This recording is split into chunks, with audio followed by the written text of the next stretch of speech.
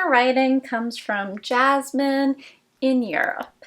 And there is a little listener who will be maybe in this video who you can't see. His name is Fluff Fluff. For now, it just looks like I'm petting an invisible creature in my lap. So here's the letter from Jasmine. Dear Tess, first of all, I want to thank you about all of your videos. They've really helped me through my journey with maladaptive daydreaming, self-love, and self-improvement. I have had maladaptive daydreaming since 6th grade, but it really wasn't a problem. It was more of a fun way to use my imagination, and I didn't think of it as a coping mechanism back then. I think that my maladaptive daydreaming is a coping mechanism for many things now. My relationship with my best friend since kindergarten broke in 7th grade. We just grew apart, and that left me a trauma that I can never get a best friend again. And now for me, it's hard to get friends again. I am an extrovert and very social. I can talk to anyone easily, but the problem is that I can't get the new friendships to a next level, if you get what I mean. In Finland, we have a word for a greater friend, and that's ystävä. So it's hard to make new best friends. The second thing is my bad relationship with my father. He has been an alcoholic before I was even born, and he has a generational trauma because my grandpa's dad drank and hit my grandpa, so my grandpa was a very emotionally immature father to my father, and now my father is the same. My parents broke up when I was 4, so he lives in a different city, and every time I go there, he makes me really anxious, so I'm cutting contact with him. Also, my mom has schizophrenia, so she doesn't go to work. My mom's schizophrenia is taken care of with medicine. She is a safe and mentally stable adult. But we are broke, and it sometimes annoys me that my classmates' parents are healthy and they have much more money to use than us. I have watched yours and other people's content, so I'm already making progress in taking care of myself. A majority of my daydreams are about me being rich and getting everything I want, me being more sexually attractive and having a boyfriend who I don't have now, or being a hero to someone. I'm also very anxious about the world situation and my country's situation. I'm from Finland, which is a country located in northeastern Europe. Finland's eastland neighbor country is Russia, and I fear that a war is going to start between Finland and Russia. Every time I hear an airplane up in the sky, I fear Russians coming to invade my country. Hello, Jasmine. First off, thank you so much for writing in. I'm so glad that my videos have been helpful so far, and I'm really glad to receive your letter. You have multiple points, so I'll just take them kind of one at a time. While not everyone may experience maladaptive daydreaming as a coping mechanism, I think a lot of the things you're talking about in your letter is very relatable. If someone lives a full life, that usually means they'll have a friendship breakup, which is a really hard thing to deal with. I think when it comes to relationship challenges, there's a lot of focus put on familial relationships, relationships with your family, and relationships with romantic partners, but there isn't necessarily a lot of attention put on friendship breakups, which can be extremely painful. One of the things I thought of with your letter, in conjunction with what you say about your breakup with your best friend, you have this phrase, I can never get a best friend again. Sometimes when we have painful experiences, we have these kind of limiting beliefs that attach to those painful experiences. So in your case, the limiting belief is, I can never get a best friend again. And this is a limiting belief because it's limiting your scope of friendships, about what's possible within your friendships. It might actually be that you're having a little bit of a self-fulfilling prophecy because of this phrase and because of this experience with this best friend. You express that you're extroverted and that you can make friends very easily. So clearly the potential for a best friend is definitely there, and all of us have the capability of developing friendship into a best friendship. Part of what can be challenging about developing deeper intimacy with friends is that there needs to be kind of time devoted to it. I wish I knew off the top of my head, but I think there was an article I read maybe a year or so ago, and it was about how there's an amount of time that typically takes an acquaintance to becoming a friend, to becoming a deeper friendship, and it was so many hours. So one of the things you can think about perhaps when you're developing deeper relationships with the friends you already have, you might consider which friends you want to improve your relationship with. Who would you like to see yourself as a best friend with? Maybe it's someone you already know, maybe it's not. And maybe you don't even have to decide who you would like to see yourself with a more developed friendship. It could merely just be you recognizing that you want to spend more time with the friends you have. So I think one way is to kind of not think so much about the best friendship thing and just have fun spending time with your friends without putting pressure on it. You can be more adamant about reaching out to the friends you do have. You can say, hey, do you want to go see a movie, or do you want to go to the mall, or do you want to study together if you're in classes together? And just continue to spend this time. Maybe the friends you have now will become better friends with you. Maybe they won't, and that's okay too. One of the other things with limiting beliefs that can be very helpful is developing the opposite belief and repeating it to yourself.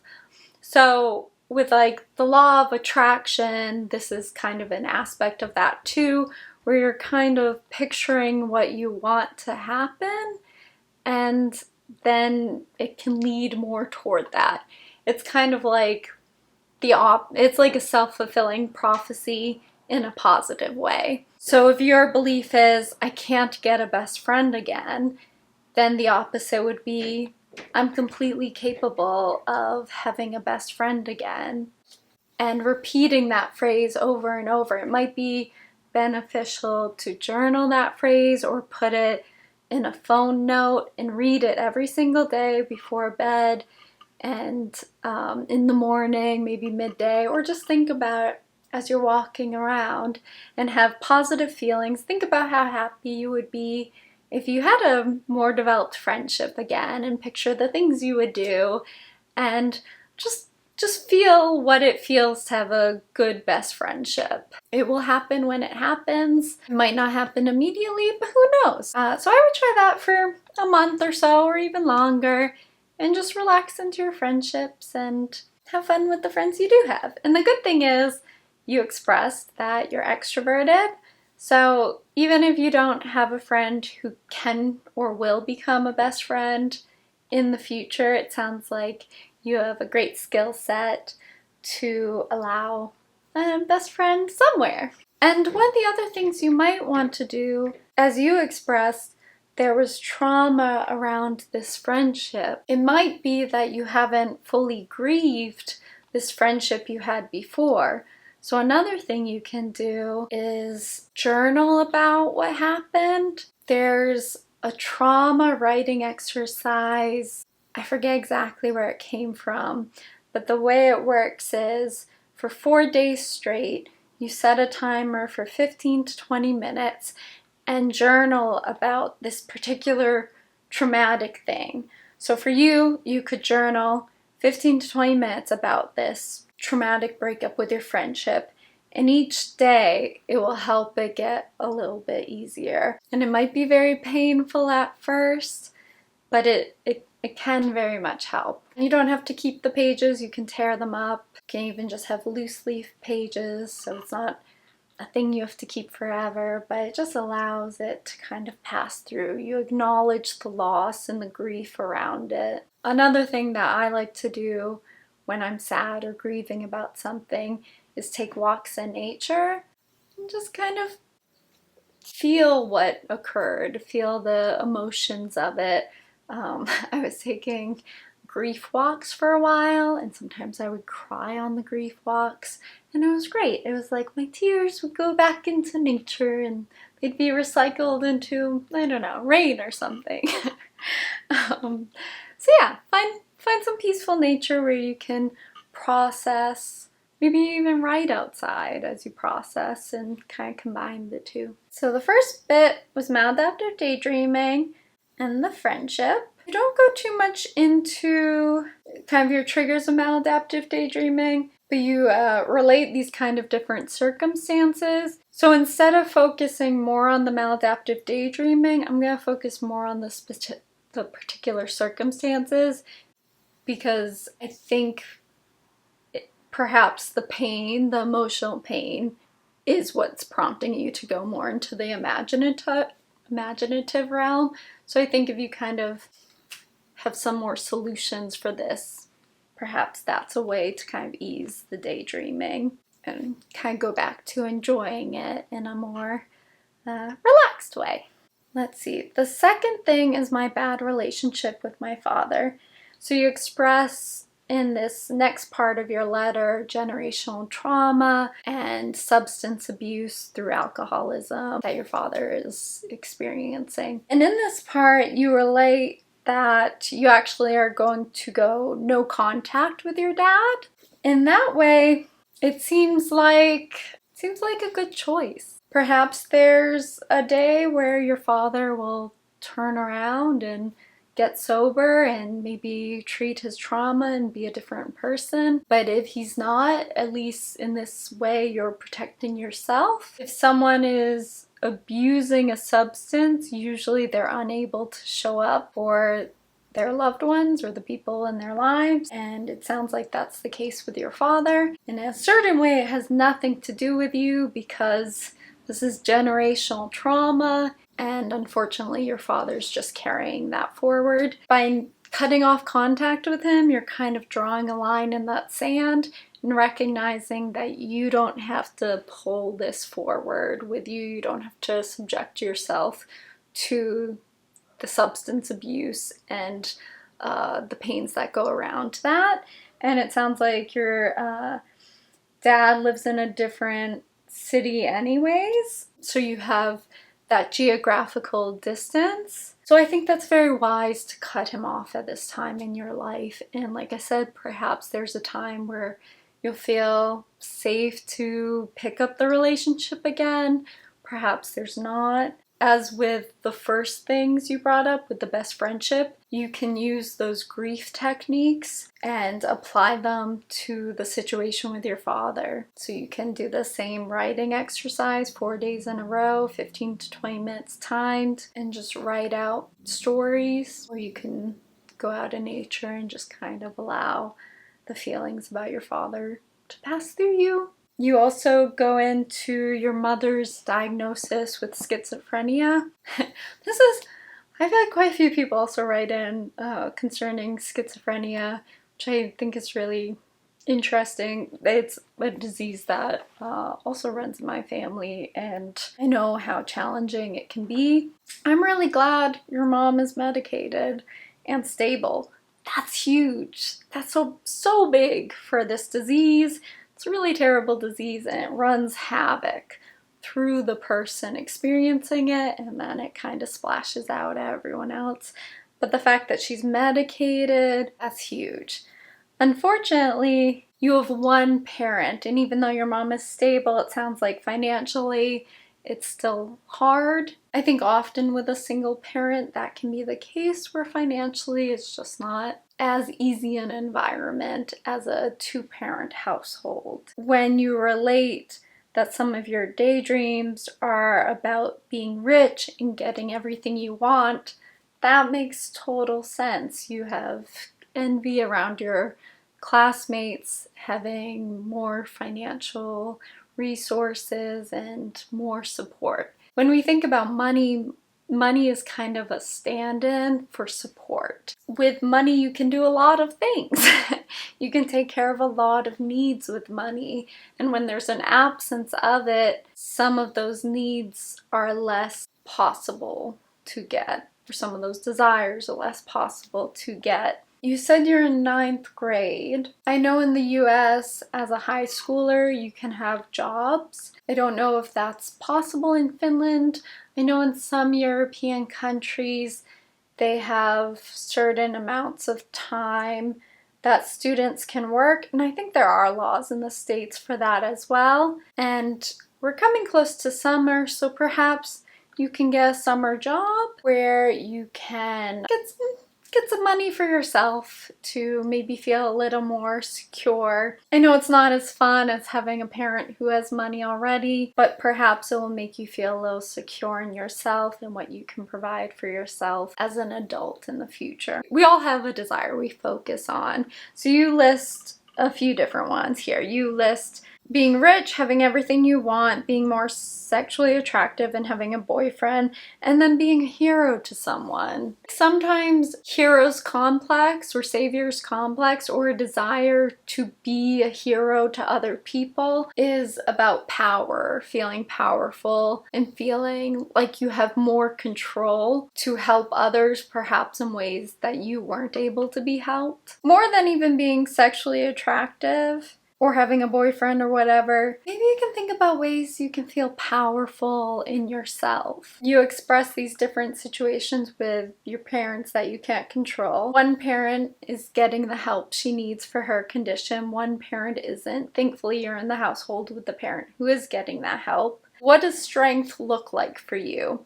Strength for your father would probably be sobriety and trauma treatment. Strength for your mother is that medication which she's on, which is awesome. And she has stability, which she's giving you, which is awesome. And strength for you might be getting a part-time this summer. Maybe it's a job where you get physically strong and you feel powerful in your body in that way. There was this book, First We Make the Beast Beautiful, and it's all about anxiety. And some of the research that Sarah Wilson, the author, cites in that is that when you have strong abs in your body, it actually decreases anxiety. It's like your body's physical strength is a signifier to your emotional body. And through that way, you can feel safer if your body feels safe and strong. So you express having anxiety, and I wonder, maybe you can find a job at a restaurant where you're lifting things and getting more of those muscles activated. And then come fall, maybe you can find another way to maintain that physical strength, whether it's through activities in school. I don't know if you're in any sports, or maybe just having a weekend job that won't interfere with your school. In terms of the boyfriend and being sexually attractive, I think maybe one of the things that is something girls and women learn as they get older is that, how to word this? I think young boys and young men and just people in general are more insecure than you might realize, especially at your age. So while you may be thinking, I need to be like the sexually attractive person to the kids in my school, boys are also having these thoughts. So rather than focusing on the sexual attractive aspect, perhaps just focusing on what makes you feel good when you show up in the world. You express, you have extroversion, which is great. That means you can connect with people easily. I think really leaning into your strengths. So focusing on the places where you really shine, and then naturally you'll meet people you resonate with, whether they're potential best friends or whether they're boys who could turn into a boyfriend at some point. I think one of the good ways of dating or being in the world or meeting new people is to continue to put yourself out there, and it sounds like you're really good at that. If you're interested in a boy, don't be afraid to ask him out. A lot of people are nervous to make the first move and you might get rejected. That's okay. We all get rejected through our lifetime of doing things. You might get rejected from jobs or friends or people or boys or parents. And unfortunately, you just deal with it. You roll with it, life goes on, and that builds resilience. You pick yourself back up and you continue on your way, and you find people who you resonate with better. If you have someone you're interested in, ask them out. And it doesn't have to be super serious. I'm sure you're super lovely as you are. One of the lovely things about humans is that beauty is in the eye of the beholder. So even though you might see certain displays of beauty in culture, in movies or TV shows, the fact is that we all have different views of what's beautiful or attractive. Some people like really muscular people, sometimes people like skinnier people, sometimes people like people with a little more meat on them, sometimes people like short hair or long hair. So it varies, and you just have to find the person who's looking for the person you are. And I think the other thing that I might offer for when you're dating as a young person is to make sure you date people who respect you, who treat you kindly. Kindness is the most important thing when it comes to dating. Everyone makes mistakes, but as long as you can communicate and be kind to each other and respectful, no yelling, no hitting, no anything like that. It's just good kindness, recognizing you're not going to agree about everything, and that's also okay. The last thing you mentioned, you're anxious about the world situation. And I very much relate to this, Jasmine. You expressed concern about Russia and its relation with Finland. Unfortunately, as citizens of a country, you can't always control what your country's leaders are going to choose to do. That might mean future endangerment. I think that's what you're expressing here. You say it straight. You're concerned about Russia invading Finland. I want to say I don't think that'll happen, but you know what? We live in a world where anything can happen. A therapist I used to see for OCD was very helpful when I'd express anxiety about something, and she used this method of maybe, maybe not. So when a thought comes up, it's possible the fear could happen. So say this exact example. Will Russia invade Finland? Maybe, maybe not. And the maybe could be 5%, and the maybe not could be 95%. So you can also recognize that there's a difference. It's not 50-50. There's a difference between what's a maybe and what's a maybe not. And the greater likelihood is probably that you're going to be safe. But there is this fear of an unknown where there is a low percentage of possibility. And recognizing that, yeah, that's scary. That's a really scary thought. I think it's a really scary thought for anyone in any country when another country is invading your country. It makes sense that you would be afraid of this because it sounds like even though your home is safe and stable with your mom right now, I suspect your home hasn't always had that same stability. And if you've experienced an unsafe home at a certain time, the world may reflect that same sense of danger. And there's kind of an emotional logic to that. Finding that safety again, and that might be strengthening your physical body to ease that emotional and psychological space. This kind of goes back to my other suggestion about strengthening your body, maybe through a summer job this year, or through yoga. Yoga is an amazing strengthener, and meditation will also give you that ease. One of the things I would offer praise for you in this, your decision to step back from your relationship with your father. I think there's a certain mindfulness in that. You recognize how you feel when you go see him, and you want to withdraw yourself from that. And I think that makes total sense. And like I said, maybe someday you can have a relationship with him. Maybe not. It's that same, sort of maybe, maybe not. But either way, you're doing what you need to do to preserve yourself and to have a sense of stability and safety with the caregiver you do have, who is safe and stable. Those would be all the things I would offer you, Jasmine, based on your letter. Again, you didn't really go too into the depth of the maladaptive daydreaming triggers and all that besides these emotional pains. One of the other thing I recommend is people address any co-conditions or conditions that could impact how much you're maladaptively daydreaming. OCD, ADHD, and PTSD are often among those. It sounds like you have trauma from a few things, so that writing exercise could be helpful. I do have trauma release exercises on this channel. They're better to do with a professional if you can. I recommend therapist and therapy whenever it's possible. Be safe while you're dating, public places, make sure people are respectful. Let me know how things go. Right back in a few months, give any updates, and I hope you're well. Everyone else, please leave some love for Jasmine in the comments below. If you have any similar situations that you've gone through, please leave suggestions for Jasmine. I like that there's so much community interaction in these comments. I think that's a really beautiful way people can connect no matter where they are in the world and offer a bit of love to strangers who might be dealing with similar things.